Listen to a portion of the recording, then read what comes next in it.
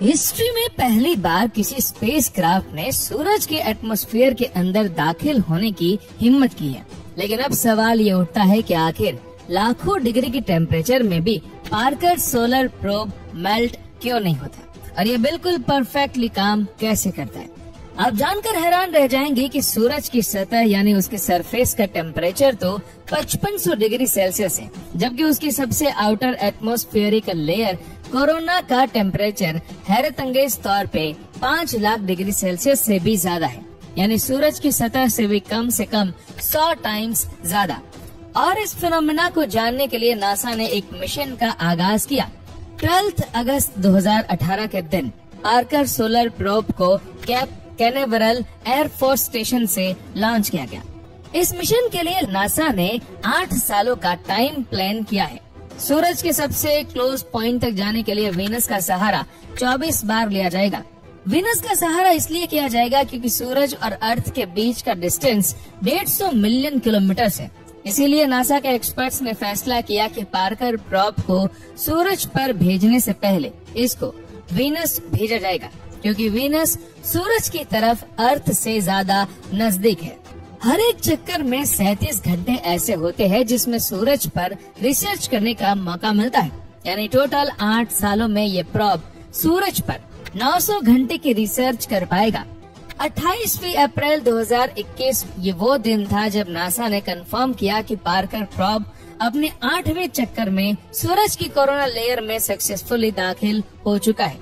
Corona का mysteriously सूरज की सतह से भी 100 टाइम्स ज्यादा गर्म होना वाकई एक हकीकत था, जिसको पार्कर प्रोब ने भी वेरीफाई किया।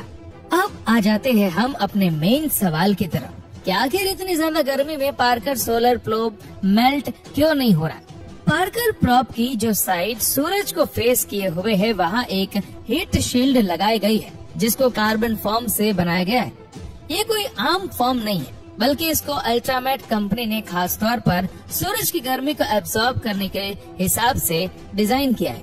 ये फोम अंदर से 97% खाली है, जो हीट शील्ड को और ज्यादा इफेक्टिव बनाता है। इसके अलावा इस पर कार्बन कंपोजिट की एक लेयर भी चढ़ाई गई है, जिसको ग्रेफाइट और रेजिन से मिलाकर बनाया गया है। ये मिक्सचर हीट शील्ड की दोनों साइडों पर लगाकर इसको सुपर हीट किया गया, जिससे ये कार्बन की प्योरेस्ट फॉर्म में बदल गया। और अब हम सब जानते हैं कि कार्बन की हीट कंडक्टिविटी बहुत अच्छी होती है। और आखिर में इस हीट शील्ड की वो साइड जो सूरज की तरफ है, उस पर व्हाइट सिरामिक पेंट भी किया गया, ताकि सूरज की ज्यादातर रोशनी अंदर दाखिल होने से पहले ही रिफ्लेक्ट हो जाए।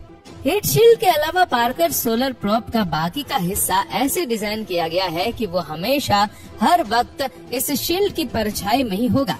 पर इन सब चीजों के बाद भी पार्कर प्रोब ज्यादा से ज्यादा 2500 डिग्री सेल्सियस की गर्मी ही बर्दाश्त कर सकता है, जबकि कोरोना का टेम्परेचर 5 लाख डिग्री सेल्सियस है। अब ये इतनी गर्मी कैसे बर्दाश्त कर रहा है, ये समझना भी काफी आसान है। लॉ ऑफ थर्मोडायनेमिक्स के मुताबिक हीट को ट्रांसफर होने के लिए भी कोई मीडियम चाहिए, जैसा कि गर्मियों में अर्थ पर हवा में मौजूद पार्टिकल्स और वेपर्स अपने अंदर गर्मी लेके चलते हैं, जिनकी वजह से हमें रात के वक्त भी गर्मी लगती है।